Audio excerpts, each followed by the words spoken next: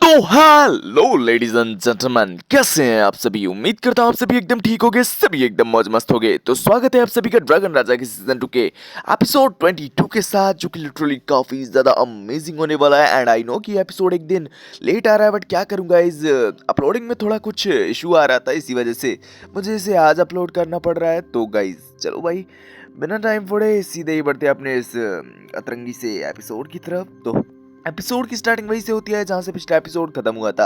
हमारा लूमिंग है फैनर की फिरंगी बना रहा होता है।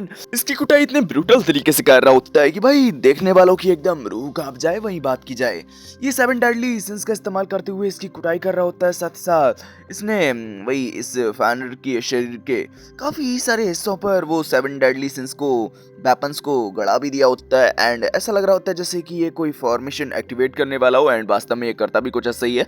ये बोलता है ब्रोंज एंड फ्लेम के अल्केमिकल डोमेन एक्टिव हो, हमें देखने को मिलता है। जैसे ही वो ऐसा बोलता है तभी वहां पर एक पर्पल कलर का सर्कल अपीयर हो जाता है, जिससे कि इस फैंडर के काफी सारे जॉइंट्स एकदम क्रैक हो चुके होते हैं। वही मिंग यही नहीं रुकता, वो तुरंत ही उन वेपन्स में से एक वेपन को उठाते हुए वही इस फैंडर के शरीर पर तो ऐसे चलाने लगता है जैसे खेत में कोई हल चला रहा हो कि भाई औरा औरा औरा औरा औरा औरा औरा। हमें देखने को मिलता है ये इन सब चीजों को काफी ज्यादा मजे में ले रहा होता है। एंड हमें देखने को मिलता है ये फैनर के स्पाइन में छिपे हुए एक और दिमाग को भी डिस्ट्रॉय कर रख देता है। एंड हम लोगों को पता चलता है कि चू जियांग ने जो भाई अटैक वगैरह इस फैनर पर किया था, उसमें सिर्फ इसका एक ही दिमाग डिस्ट्रॉय हुआ था। एंड दूसरे दिमाग की वजह से ये भाई फैनर बच चुका होता है। लेकिन देखा जाए, भले ही हमारे मिंगजा ने इसके सेकंड दिमाग को भी डिस्ट्रॉय कर दिया होता है, लेकिन इसकी विल पावर इतनी ज्यादा स्ट्रांग होती है कि ये अभी वही अपने पैरों पर खड़ा हुआ होता है। वही हमारा मिंगजा भी अब अपनी पावर्स को अनलिश करते हुए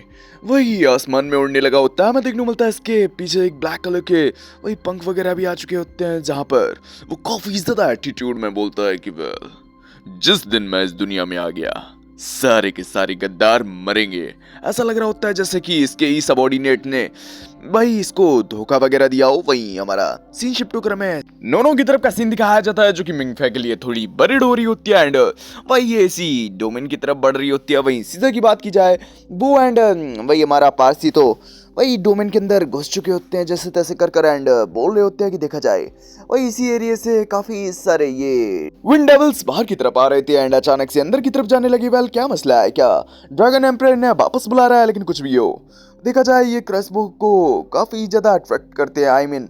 वही अगर देखा जाए मैं अपने क्रॉसबो को बाहर निकालूं तो हो सकता है ये वापस से इस साइड आ जाए। हमें देखने को मिलता है भाई तब में सीधा कुछ ऐसा ही करता है। एंड वास्तव में काफी सारी संख्या में वही विंड डेविल्स इन लोगों की तरफ आने लगे होते हैं, जहाँ पर हमारा सीधा भी अपने डेथ साइड का वही एक विंड डेविल्स का ही शेप दे देता है। एंड दोनों ही विंड डेविल्स आपस में एक दूसरे से टकरा कर ढेर होने लगे होते हैं। वही हमारा पारसी भी आजू बाजू एक डोमेन बना चुका होता है, जिससे कि जैसे ही ये लोग इस बैरियर से टकरा रहे होते हैं, वही ये wind devils on the spot ही ढेर हो जा रहे होते हैं। लेकिन तभी देखने को मिलता है वहां पर विंड डेविल क्वीन भी आ चुकी होती है, जिससे कि अब माहौल और भी ज्यादा टेंस हो चुका होता है। एंड हमें देखने को मिलता है अब ये भाई सीजा एंड पारसी दोनों ही अपने अपने वही फैमिली के स्पेशल डैगर का इस्तेमाल करने लगे होते हैं, जिसको कि ये क्रॉस करते साथ ही भाई इससे इतनी ज्यादा इमेंस अमाउंट में पावर निकलती है कि ये एक ही अटैक में वही पूरी की पूरी टनल को एकदम क्लियर करके रख चुकी होती है। हाँ, सारे के सारे विंड डेविल्स ढेर हो चुके होते हैं। साथ ही साथ वही काफी वही जो विंड क्वीन आई थी यार, वो भी ढेर हो चुके होते हैं। लेकिन इसका इमेंस प्रेशर इतना ज्यादा होता है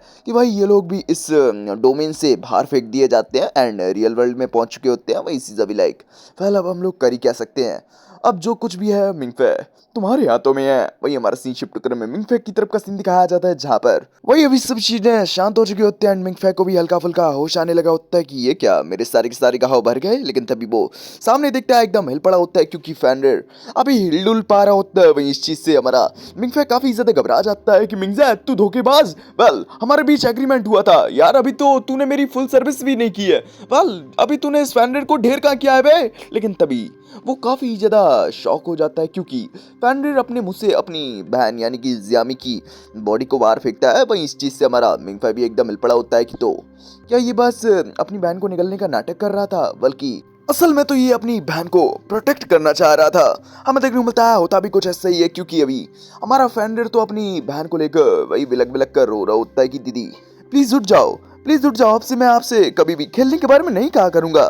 दीदी प्लीज उठ जाओ ना। हमें देखने को मिलता है वो सच में काफी ज्यादा बच्चों की तरह एकदम रिएक्ट कर रहा होता है। वही बात की जाए तो वही वो बोल भी रहा होता है कि दीदी चलो यहाँ से चलते हैं, यहाँ के लोग सच में काफी ज्यादा बुरे हैं जो कि बेफिजूल में वही लड़ाई झगड़ा करते हैं। हमें देखने को मिलता है वो वही अपनी बहन को लेकर थोड़ी दूरी क्या गया होता है, लेकिन वो वहीं पर गिरकर वही अपना दम तोड़ देता है। साथ ही साथ इसकी बॉडी भी वैनिश होने लगी होती है। साथ ही साथ इसकी बहन की भी बॉडी एकदम गायब हो जाती है। हमें पता चलता है मिंगज़ा ने इसके शरीर पर इतने ज्यादा घाव दिए होते हैं कि भाई ये उन्हें हैंडल ही नहीं कर पा रहा होता। एंड सच में मुझे इन बहन भाई के लिए मुझे सच में काफी ज्यादा बुरा लग रहा है। वही बात की जाए हमारे मिंगफा को भी काफी ज्यादा बुरा लगता है, लेकिन तभी देखने को मिलता है ये वही पूरा का पूरा सब एकदम ढहने सा लगता है। एंड वही इसकी वही छत वगैरह गिरने से लगती है। वही हमारा मिंगफा भी अब बोल रहा होता है कि देखा जाए मुझे कभी लगा नहीं था कि मेरी मौत इस तरीके से होगी, लेकिन बाहर वाले इंसानों को क्या कभी पता चलेगा कि या मैंने एंड भाई ने साथ मिलकर इंसानियत को बचाने के लिए वही क्या क्या कुछ नहीं किया है। सच में यार देखा जाए मौत कितनी भाई पास आकर मैं इस तरीके की बेवकूफी भरी बातें कर रहा हूँ। मैं कितना ज्यादा बेवकूफ हूँ ना, लेकिन कभी कभी तो मुझे लगता है मेरी जिंदगी मजाक है। वही हमें देखने को मिलता है ये सभी इतनी डिमोटिवेट भरी बातें बोल ही रहा होता है, लेकिन तभी सीज़र को हल्का फुल्का होश आने लगा होता है। एंड वो अपने डैड को याद करते हुए अपने डैड को बुला रहा होता है कि डैड डैड। हमें देखने को मिलता है हमारा मिंगफा भी इस चीज को नोटिस कर लेता है। एंड वो तुरंत ही मिंगज़ा को आवाज लगाता है, मिंगज़ा तू पहले ही मेरी आधी जिंदगी ले चुका है, क्या तू ये भी नहीं कर सकता कि मेरे भाई को कम से कम उनके डैड से मिलवा दे। हमें देखने को मिलता है वही आसमान में मौजूद हमारा मिंगज़ा भी लाइक अगर ऐसी बात है तो चलो भाई तुम्हारे लिए ये ख्वाहिश भी पूरी कर देता हूँ। या पाक चिटकी बजाता है। एंड हमें देखने को मिलता है हमारा चूजियांग अपने डैड वाले नाइवलंजी में पहुंच चुका होता है, जहां वो एकदम हिला पड़ा होता है कि भाई ये कौन सी जगह है भाई। लेकिन जैसे ही वो इस जगह को पहचानता है वो एकदम हिल पड़ा होता है एंड आगे की तरफ बढ़ने लगा होता है। एंड थोड़ी दूर आगे बढ़ने के बाद ही इसको इसके डैड भी देखने को मिल जाते हैं, जो कि ओडिन के साथ भाई सीधी जंग ले रहे होते हैं। भाई हमारा चूजियांग जैसे ही अपने डैड के पास आता है वही डैड भी अपने बेटे को देखकर एकदम हिल पड़े होते हैं कि अबे ये तो वही छिनरवा छोकरा है ना, I mean हमारा छोकरा है। कुछ नहीं यारो, बस मुझे कुछ पलों के लिए भोजपुरी वाले वही गेटो की कुछ वही डायलॉग याद आ गए थे। हमें देखने को मिलता है भाई हमारे चूजियांग के डैड हमारे चूजियांग को वही थोड़ा हौसला दे रहे होते हैं कि देखा जाए तो वो जानवर कहीं के तुम्हें पकड़ नहीं पाए। सच में मुझे काफी ज्यादा खुशी हो रही है कि तू अब भी जिंदा है मेरे बच्चे। और तो और मैंने उन सबिडोर्स के सामने नकली ब्रीफकेस फेंका था एंड असली वाला तो आर्कटिक में है, जिनको कि तू कभी भी जाकर ले सकता है। वेल देखा जाए लेकिन बच्चे ये जगह ऐसी नहीं है जहाँ पर हम लोग इस तरीके की बातें कर सकें। तुझे यहाँ से निकलना होगा एंड तेरे डैड यहाँ पर तेरे लिए समय निकालेंगे। लेकिन हमें देखने को मिलता है चूजियांग अब अपने डैड को इस तरीके से अकेले हालत में छोड़ने के लिए बिल्कुल भी तैयार नहीं होता। वो तुरंत ही अपने डैड की चेस्ट में घुसे हुए वही ओडिन के भाले को निकालता है एंड तुरंत ही ओडिन पर अटैक करने के लिए आगे बढ़ चुका होता है। लेकिन हमें देखने को मिलता है ये सब तो बस थोड़ी देर के लिए होता है एंड वही अब हमारा चूजियांग भी रियल वर्ल्ड में आ चुका होता है। एंड वो भी थोड़ा सेटिस्फाई भी होता है अपने डैड से मिलने के बाद, लेकिन वो अपने डैड की मदद नहीं कर पाया, इसके लिए उसे थोड़ा अफसोस भी हो रहा होता है। वही बात कीजिए हमारा मिंगज़ा भी लाइक तो भाई मेरा काम हो चुका है and bye bye tata and sayonara. वही हमारा मिंगफा भी उसे रुकता ही रह जाता है कि अबे रुक तो यार, मुझे इस टनल से तो निकलवा दे हम लोगों को। हमें देखने को मिलता है लेकिन भाई मिंगज़ा उसकी बातें नहीं सुनता है एंड वहां से गायब हो चुका होता है। हमारा मिंगफा तो उस पर काफी ज्यादा नाराज हो रहा होता है, लेकिन तभी दीवारों को तोड़ते हुए वहां पर एक ट्रेन आ चुकी होती है जहां पर हमारे फिंगर की आवाज आ रही होती है। तो लड़कों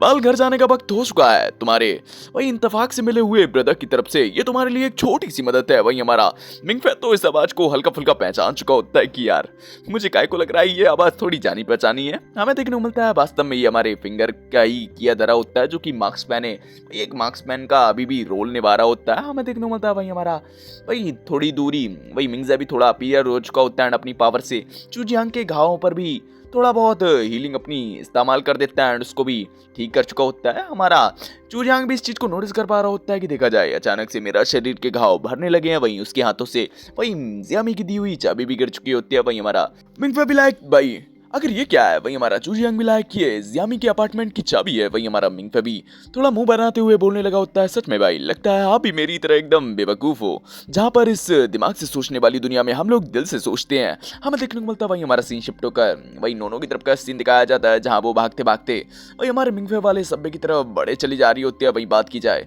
वही हमारा मिंगफा एंड चूजियांग तो हमारे फिंगर के साथ भाई आगे की तरफ बढ़ रहे होते हैं, जहाँ फिंगर तो हमेशा की तरह अपने गप्पे लगा रहा होता है कि देखा जाए मैं तो यहाँ से बस निकल ही रहा था, लेकिन आखिर तुम लोगों की इतनी बुरी हालत कैसे हो गई बे। भाई शुक्र है कि मैंने तुम लोगों को देख लिया, तभी मैं इस भाई भारी भरकम चूजियांग को उठाकर चल पा रहा हूँ। वही हमारा मिंग भी लाइक यार वो तो सब कुछ जानता ही होता है, वो बोलता है "well, चलो चलो इस बारे में बाद में बात करेंगे, लेकिन तुम्हारी मदद के लिए बहुत बहुत शुक्रिया। वही हमारा फिंगर भी लाइक ओ अगर ऐसी बात है तो शाम को मुझे ट्रीट देने के बारे में क्या ख्याल है, लेकिन वो कुछ आगे बोल पाता उससे पहले ही वही ये जीरो नाम की लेडी भी हमारे मिंगफे के पास आ चुकी होती है कि ब्रदर मिंगफे वेल आप ठीक तो है ना, एंड कहीं आपको चोट वोट तो नहीं लगी। लेकिन देखा जाए सच में मैं काफी ज्यादा खुश हूँ कि आपने एक ड्रैगन एम्पर को ढेर कर दिया। वही हमारा मिंगफे भी थोड़ा मुंह बनाते हुए बोलने लगा होता है कि हाँ देखा जाए तो ब्रदर चूजियांग की वजह से ही ये सारा कुछ हो पाया, लेकिन तभी जैसे ही जीरो चूजियांग के हाथों के निशान को देख के वो एकदम हिल पड़ी होती है कि ये तो होली मेडिसिन मेडिकल सोसाइटी का निशान है, लेकिन वो ये बहुत धीरे आवाज में बोली होती है जिससे कि मिंगफे भी ये चीज नहीं सुन पाया होता है। वहीं जीरो अभी भी मिंगफे पर ही वही ज्यादा ध्यान देते हुए बोलने लगी होती है वेल आपको भूख वगैरह लगी होगी ना, वेल आप बताओ तो मैं आप लोगों के लिए चॉकलेट वगैरह ले आऊं। वही हमारा फिंगर पर ध्यान जाता हुआ ना देख फिंगर भी बोलने लगा होता है यार यहाँ पर मैं भी हूँ यार, मेरे बारे में तुम भी तो कोई पूछ लो। लेकिन हमें देखने मिलता है ये सब चीजें दूर से नोनो भी देख रही होती है, एंड ना जाने क्यों नोनो वहां से वही चली जाती है इन सब चीज़ों को देखने के बाद। अब इसे जालसी भी बोल सकते हैं या फिर ये भी बोल सकते हैं कि भाई जैसे ही नोनो ने देखा कि इसके पास पहले ही कोई लेडी है तो भाई उसने उन्हें स्पेस दे दिया।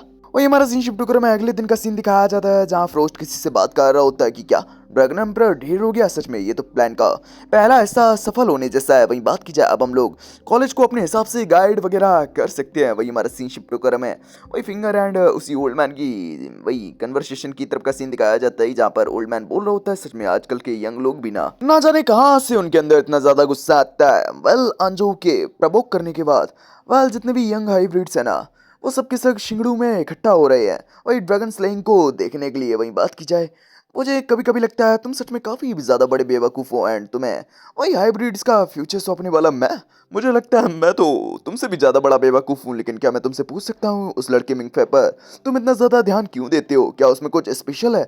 वही हमारा फिंगर भी लाइक अरे नहीं नहीं उसमें तो कुछ भी स्पेशल नहीं है, बल्कि कहा जाए उसमें इंसानियत की 101 कमियां हैं। लेकिन कहा नहीं जाता कि भाई हम हाइब्रिड्स भी आधे इंसान होते हैं, तो भाई उसकी मदद करना एकदम ऐसा लगता है जैसे कि हम लोग खुद की मदद कर रहे हैं। तो इसी वजह से भाई मैं उसकी मदद कर देता हूँ। वही ओल्ड मैन भी लाइक सच में वो बंदा सच में काफी ज्यादा किस्मत वाला है कि उसकी सभी लोग इतनी ज्यादा मदद करते हैं। वही हमारा सीन शिफ्ट होकर में चूजियांग की तरफ का सीन दिखाया जाता है जहाँ वो जियामी के अपार्टमेंट में आया होता है, एंड जैसे ही वो यहाँ का दरवाजा खुलता है उसे अपने सामने देखने को मिलता है काफी बेहतरीन सा सनसेट। एंड बात की जाए भाई पूरा का पूरा कमरा एकदम खाली। वही हमारे चूजियांग को इससे थोड़ा बुरा भी लग रहा होता है। वही बात की जाए उसे जियामी की बातें भी याद आ रही होती हैं जहाँ पर वो कैसे खिलखिलाते हुए बोला करती थी कि ब्रदर चूजियांग वही डिनर पर मेरे मॉम डैड तुम्हारा इंतजार कर रहे हैं। वही हमारा चूजियांग भी लाइक पर ऐसा क्यों। वही हमारा जियामी भी लाइक मैंने उन्हें बताया कि तुम मेरा हमेशा ही ख्याल रखते हो तो इसी वजह से वो तुम्हें डिनर पर इन्वाइट करना चाहते हैं। एंड मेरा भाई तो तुम्हारे साथ खेलने के लिए एकदम बेकरार हुए चला जा रहा है कि मुझे ब्रदर चूजियांग के साथ खेलना है, मुझे देखना है कि आपके दोस्त कैसे हैं।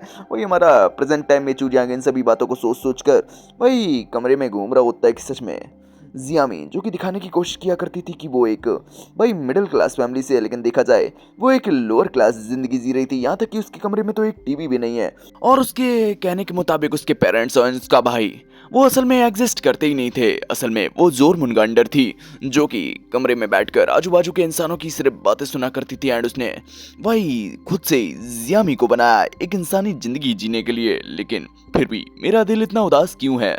वेल क्या इसलिए कि वो हमेशा ही अकेला रहा करती थी, या इसलिए कि मैं उसे भूल नहीं पा रहा हूँ। लेकिन तभी देखने को मिलता है अचानक से दरवाजा को खोलते हुए वहां पर जियामी भी आ चुके होते हैं जो कि जैसे ही चूजियांग को देखती है ओ वेल ब्रदर चूजियांग भी आए। हमें देखने को मिलता है चूजियांग तो एकदम हिल पड़ा होता है, एंड हमें देखने को मिलता है जियामी तुरंत ही हमारे चूजियांग के पास आते हुए उसे अपने गले लगा लेती है। वही हमारा चूजियांग भी जैसे ही उसे गले लगाने जाता है हमें देखने को मिलता है वो तो बस जियामी की एक इमेज होती है जो कि हमारे चूजियांग ने अपने माइंड से बनाई होती है। एंड देखा जाए चूजियांग तो बस यही सोच रहा होता है कि अभी अभी जियामी आएगी उसे अपने गले लगाएगी एंड भाई उससे अपने प्यार का इजहार करेगी। वेल एक चीज़ तो कंफर्म हो रही है कि हमारे चूजियांग के दिल में वही जियामी के लिए फीलिंग्स थी। वही बात की जाए, हमारा चूजियांग भी अब जियामी के बेड पर ही लेट चुका होता है एंड बोल रहा होता है कि देखा जाए सच में मेरे साथ ऐसा ही होना चाहिए था। वही बात की जाए, शायद से अब मैं उस परी को जो कि धूप में अपने सर झुकाए वही धूप के मज़े ले रही है फिर कभी नहीं देख पाऊंगा। सच में उसके होठ एकदम ऐसे लगते थे जैसे कि वो वही मुझे किस करने वाली हो, लेकिन देखा जाए अब मैं वो फीलिंग कभी नहीं पा पाऊंगा।